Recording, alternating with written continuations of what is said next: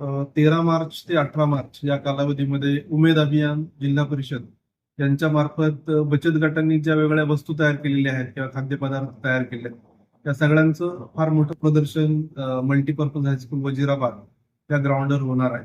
त्याची जी वेळ आहे ती सकाळी 9 ते रात्री 10 म्हणजे दिवसभर हा पूर्ण कार्यक्रम चालणार आहे.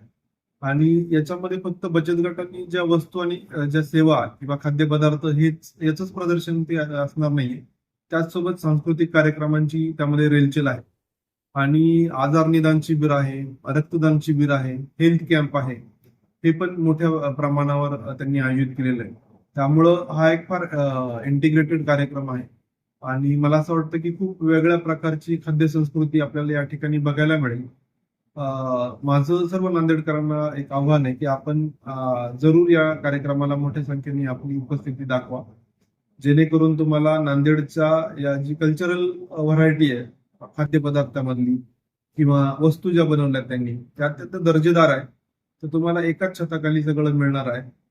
आणि रेणुका महोत्सवाच्या माध्यमातून जो कल्चरल इव्हेंट्स आहेत, सांस्कृतिक कार्यक्रम आहेत, ते पण खूप सुंदर पद्धतीने या ठिकाणी आयोजित केलेले आहेत. तर सर्वांनी मोठ्या संख्येने या कार्यक्रमाला यावं आणि याचा लाभ घ्यावा. धन्यवाद.